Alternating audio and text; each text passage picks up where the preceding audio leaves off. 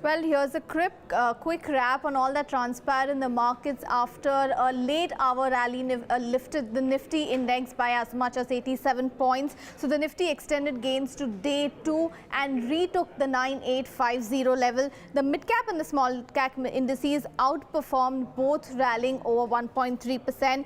Joining us on Market Trap, we have Kunal Sarogi, the CEO and editor at Equity Rush. Thank you for joining us, Kunal. Kunal, the Nifty closed a notch above its 50-day DMA. What's the call on Nifty now? Well, I think Nifty was in the throes of a correction, and I think that's looking like it's beginning to end, and we probably see a resumption of the uptrend. So I'm kind of bullish on the Nifty. I think a trader should be long on the Nifty at the moment. The target or the near-term port of call, that to my mind will be a very serious congestion area, and if markets are able to get past that, then there's a very high probability that you will probably see the markets taking out their lifetime highs. So 99.30 I think is definitely on the cards. Whether we get past that level is something that remains to be seen. All right, the bigger news today, of course, was on banking, and the bank Nifty, in fact, also closed about 24,000. What's the direction from here looking like for bank Nifty? Well, I think the chart for Bank Nifty is almost the same as the chart for the Nifty, and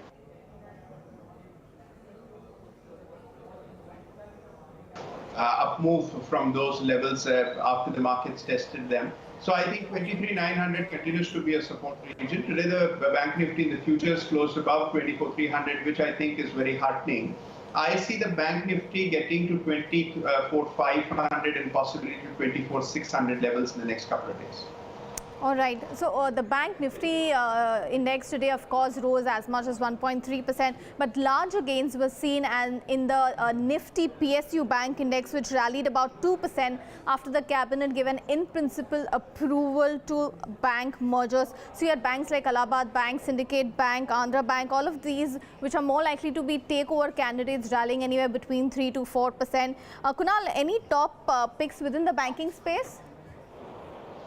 I say, although of course today the focus was on government banks, but I continue to like the private sector banks more. So I'd rather buy a South India Bank or a Karur Vysya Bank, and I'd give a rain check on to almost all government banks, barring of course the very notable exception of State Bank, which looks pretty promising on the charts. But I'd rather not buy the mid-cap government banks for now. All right. So among Nifty movers today, of course, we had Indiabulls Housing Finance, Adani Ports, Tata Steel, which were amongst the top gainers, while you had Tech Mahindra, Tata Power, Bharti Infratel, which were amongst the top Nifty losers.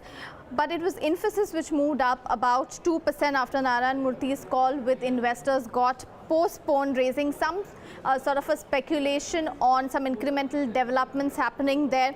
But Kunal, Infosys has managed to close in the green for 2 straight sessions now after losing about 15% since Vishal Sikka's resignation on Friday. How is it looking on the charts now? Well, the chart continued to look a bit uninspiring. I think if you look at the overall structure for Infosys, it's broken a very critical support area at 930 and continues to trade below that. Although we saw a technical pullback today, but I would not be in a hurry to buy Infosys. I'd rather look for selling opportunities closer to 900. So I think with a stop loss around 930, it's a sell call on Infosys.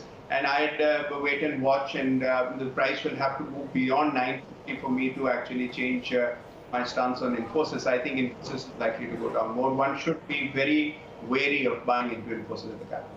All right, so Infosys looks weak on the charts. Do not try to take positions there. But when it comes to the broader market breadth, it was encouraging. There were about 3 gainers for every single loser. Amongst mid-caps, you had news-based counters like Indocount Industries, Fortis Healthcare and DLF, which are amongst the biggest movers on Nifty 500. On the other hand, you had GMT Auto, Quest Corp, GVK Power. All of them ended with losses of anywhere between 5 to 9%. Kunal, DLF rallied about 6-7% today on heavy volumes ahead of the board meeting on Friday. What's your call on DLF?